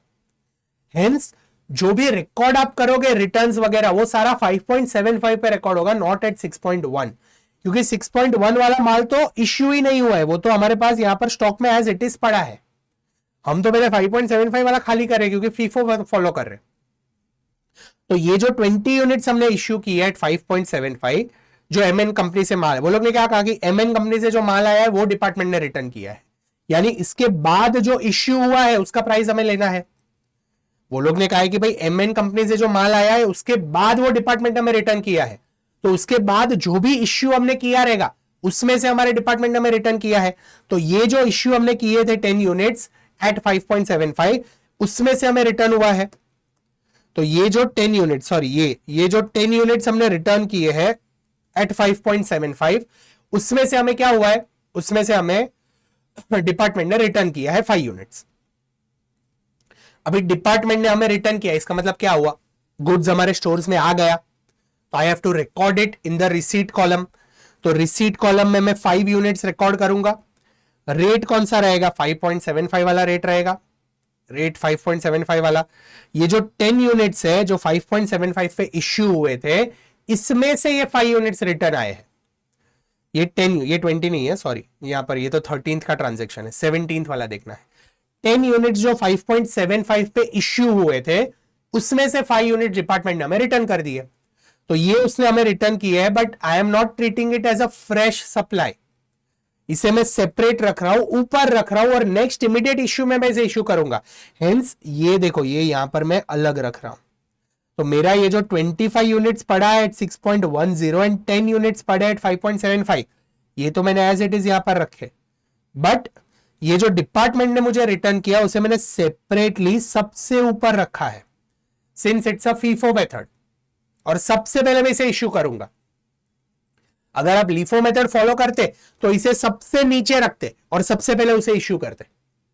वेटेड एवरेज में तो सब मिक्स हो जाने इसलिए पता नहीं चलता है। फीफो मेथड फॉलो कर रहे हैं तो ये सबसे ऊपर रखा है और सबसे पहले ये इश्यू होगा, करेक्ट। तो नेक्स्ट हमें रिप्लेसमेंट मिल गया एंड देन 22nd को क्या होता है, transfer from one job to another. एक डिपार्टमेंट दूसरे डिपार्टमेंट को देता है, इसकी कोई भी एंट्री मेरे वेयरहाउस में नहीं आएगी। क्यों, क्योंकि स्टोर कीपर को क्या लेना देना है ना, एक डिपार्टमेंट दूसरे डिपार्टमेंट को दे, तीसरे को दे, मेरे को क्या लेना देना। स्टोर से अगर आप मांगते हो या स्टोर्स में आता है या स्टोर से गुड्स जाता है तो मुझे रिकॉर्ड करना है। Any goods that is received in the store और it goes out from the store तो मुझे रिकॉर्ड करना है, उसके अलावा स्टोर कीपर को कोई लेना देना नहीं है। Hence any transfer from internally between the departments, any transfer internally between the jobs, उससे स्टोर कीपर को कोई भी लेना देना नहीं है, इसलिए उसका कोई भी एंट्री स्टोर लेजर में आएगा नहीं। परफेक्ट। नेक्स्ट 26 सितंबर को क्या हो रहा है, यू हैव इश्यूड 10 यूनिट्स। अभी ये 10 यूनिट्स जो आपने इश्यू किए वो कहां से हो गए, तो एक तो ये 5 यूनिट्स जो मैंने पहले सेपरेट रखे थे वो पहले इश्यू कर दो। तो यहां पर ये 5 यूनिट्स एट 5.75 पहले इश्यू कर दिए और उसके बाद ये जो 25 यूनिट 6.1 वाले मेरे पास पड़े थे उसमें से बाकी के 5 यूनिट्स मैंने इश्यू कर दिए। करेक्ट, सिंपल, इजी, समझ में आ रहा है। ये जो हमने यहां पर सेपरेट रखा था ना, वो जो सेपरेट रखा है वो पहले बार गया और उसके बाद जो हमारे पास स्टॉक पड़ा था उसमें से हमने इश्यू कर दिया। एंड लास्ट 29 को क्या हो रहा है, ट्रांसफर बिटवीन द डिपार्टमेंट, तो उससे तो हमें कोई लेना देना नहीं है, इग्नोर। और shortage in stock taking 2 units, अगर स्टॉक टेकिंग में शॉर्टेज आया this is abnormal loss, right off कर दो 2 यूनिट्स। तो यहां पर 2 यूनिट्स 6.1 के हमारे पास 20 यूनिट्स बचे थे, उसमें से फर्स्ट इन फर्स्ट आउट जो पहला था वो पहले बाहर जाएगा। तो ये 2 यूनिट्स एट 6.1 राइट ऑफ हो गए। तो अभी हमारे पास 18 यूनिट्स बचे एट 6.1 और 10 यूनिट्स बचे एट 5.75। टोटल हमारा क्लोजिंग स्टॉक 167.30 का पड़ा है।